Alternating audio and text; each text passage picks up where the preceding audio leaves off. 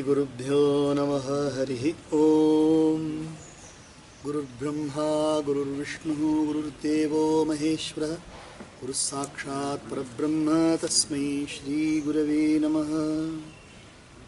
रामाय रामभद्राय रामचन्द्राय वेधसे रघुनाथाय नाथाय सीतायाः पतये नमः। भगवत्यै सीतायै नमः। भगवते हनुमते नमः। पृष्ठ 53 53। तदपि कही गुर बारहि बारा, तदपि कही गुर बारहि बारा, समुझि परी कछुमति अनुसारा, समुझि परी कछुमति अनुसारा। भाषा बद्ध कर भी मैं सोई, भाषा बद्ध कर भी मैं सोई, मोरे मन प्रबोध जेहि होई, मोरे मन प्रबोध जेहि होई। तो यहाँ पिछले में क्या कहा था उन्होंने? श्रोता वक्ता ज्ञान निधि जो है श्री राम जी की गूढ़ कथा के वक्ता भी और श्रोता दोनों ज्ञान के खजाने हैं। और मैं कहाँ हूँ, मैं किस हिसाब के हूँ? फिर भी तदपि मने फिर भी कही गुरु बार ही बारा, तो भी गुरु जी ने जब बार बार कथा कही तब बुद्धि के अनुसार कुछ समझ में आई। पहली बार कह रहे हैं कुछ समझ में आई वही अब मेरे द्वारा भाषा में रची जाएगी जिससे मेरे मन को संतोष हो। यहाँ भी उन्होंने कह दिया मैं किसी और के लिए नहीं कर रहा हूँ, मैं अपने लिए कर रहा हूँ। असलियत में हम सब अपने अपने कार्य अपने लिए कर रहे हैं असलियत में यही है कि हम सब अपने अपने कार्य अपने अपने लिए ही कर रहे हैं और किसी के लिए नहीं कर रहे हैं। ऐसा लगता है व्यवहार के लोक में जो है ना, जब किसी को कुछ फ़ायदा होता है तो वो कहते हैं हाँ आपने मेरे लिए किया, पर कर क्यों किसके लिए रहे हैं? सेवा करने से फल हमको, सेवा करने से फल हमको, और किसी की सहायता करने से लाभ हमको। ये संसार असलियत में क्या है? एक दिखावा है, फिर भी उसमें कुछ सार भी है। वह सार परमात्मा का चिंतन। जस कछु बुद्धि विवेक बल मेरे, जस कछु बुद्धि विवेक बल मेरे, तस कहि हूँ हिय हरि के प्रेरे, तस कहि हूँ हिय हरि के प्रेरे। निज संदेह मोह भ्रम हरनी, निज संदेह मोह भ्रम हरनी, करऊं कथा भव सरिता तरनी, करऊं कथा भव सरिता तरनी। जस कछु बुद्धि विवेक बल मोरे, जो कुछ भी मेरे बुद्धि और विवेक में बल है, तस कही हूँ हिय हरि के प्रेरे, वैसे ही मैं अपने हृदय में जो प्रेरणा भगवान हरि ने मुझे दिया है वैसे मैं कहते जा रहा हूँ। निज संदेह मोह भ्रम हरनी, मैं अपने संदेह अज्ञान और भ्रम को हरने वाली कथा रचता हूँ। करऊँ कथा भव सरिता तरनी, जो संसार रूपी नदी के पार करने के लिए नाव है। यद्यपि मैं असलियत में कर रहा हूँ मेरे लिए, पर मुझे ये भी विश्वास है ये संसार के लोगों को भी एक नाव बन जाएगा। कितना सुंदर देखिए। बुध विश्राम सकल जन रंजनी, बुद्ध विश्राम सकल जन रंजनी, राम कथा कलि कलुष विभंजनी, राम कथा कलि कलुष विभंजनी, राम कथा कलि पन्नग भरनी, राम कथा कलि पन्नग भरनी, पुनि विवेक पावक कहूँ अरनी, पुनि विवेक पावक कहूँ अरनी। बुध विश्राम सकल जन रंजनी, राम कथा पंडितों को विश्राम देने वाली, सब मनुष्यों को प्रसन्न करने वाली, राम कथा कलि कलुष विभंजनी, और कलयुग के पापों का नाश करने वाली है। ऐसी राम कथा की महिमा है। राम कथा कलि पन्नग भरनी, राम कथा कलयुग रूप की सांप के लिए मोरनी है। तो मोर को सांप से हर समय बैर बना रहता है, तो कलयुग को यदि आप सांप समझेंगे तो राम कथा मोर है, वो उसको खत्म कर देगी।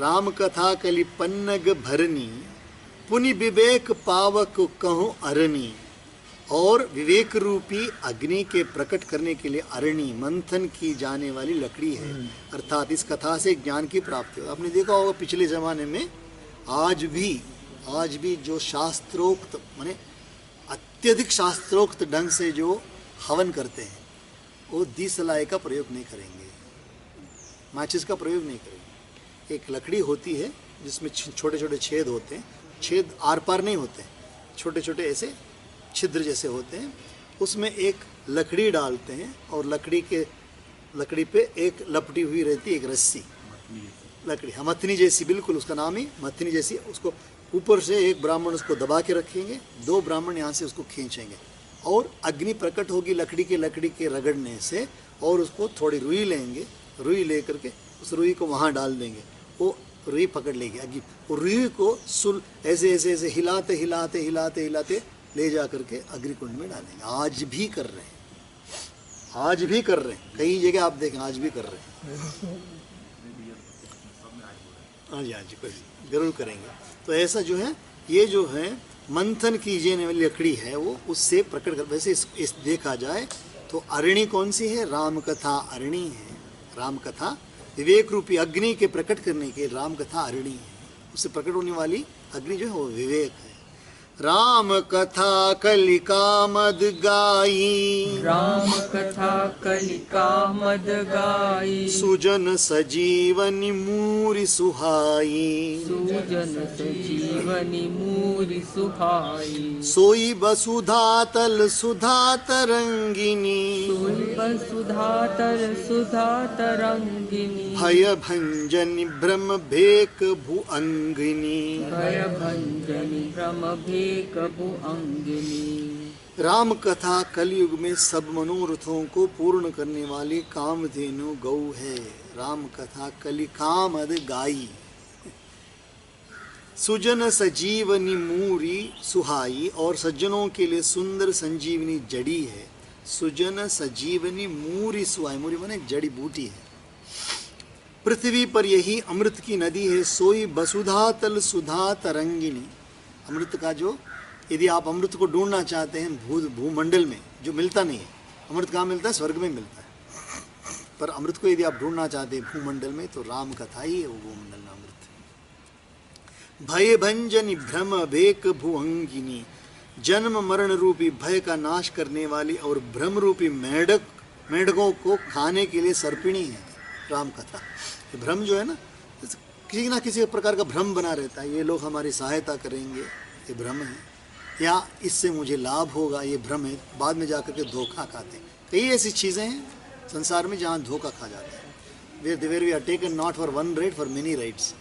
सो ऐसे निश्चित रूप तो सबके लिए क्या है? ये सर्पिणी है। ये सारे भ्रम जो है मेढक है। सर्पिणी क्या करती है? मेढक को खा जाती है।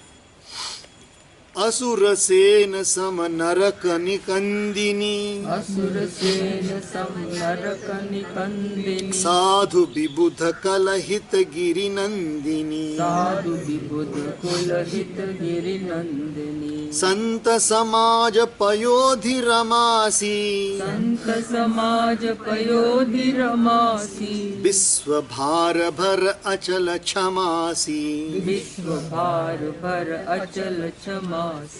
असुर सेन सम नरक निकंदिनी, यह राम कथा असुरों की सेना के समान नरकों का नाश करने वाली और साधु रूप देवताओं के कुल का हित करने वाली पार्वती दुर्गा।